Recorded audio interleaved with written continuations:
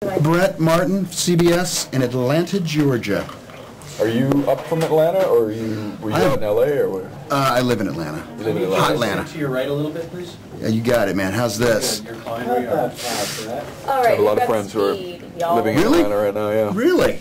Good friends, close friends? Well, people that I went to high school with, not people that I've never been to Atlanta. What do they say about our Shame fair on me. city? Shame No, on you. no, they love it. They love it. It's hot Atlanta. How can you not? I know. Hey, listen, I have never seen this much blood in a movie, and Yeah. I'm beginning to wonder, there's been a little talk on the internet, there may be a record for movie blood in this film. Huh. How about that? It's I like mean- a record for most kills in Rambo, right?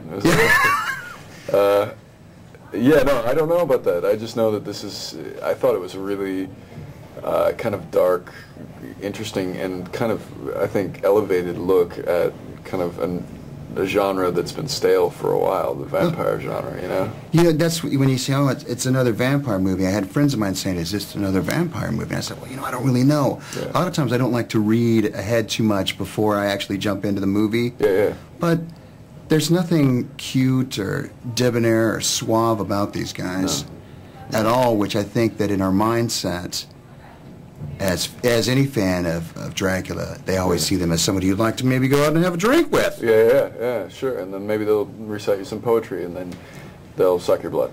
But no, it's not like this. These guys are, feral beasts. They're intense. It's kind of more like the original kind of mythological creature than it is like what you would call a vampire these days. Almost more like a werewolf, as opposed, just the... Well, this is actually what the original vampires were thought of as, and I'm talking like ancient mythology.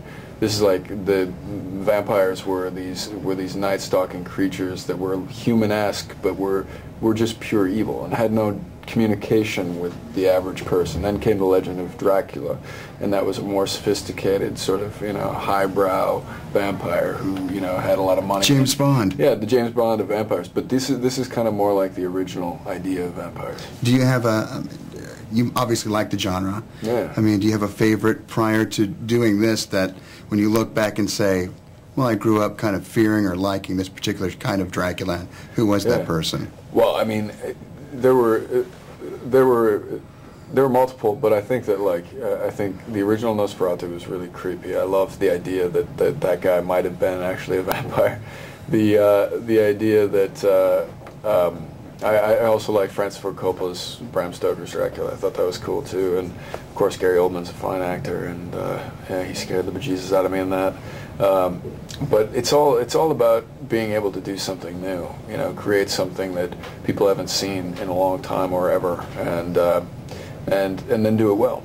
You can swing an axe. This is, I can. And you got a little baseball in your background. You must have a baseball because you could swing that puppy. Yeah, I can.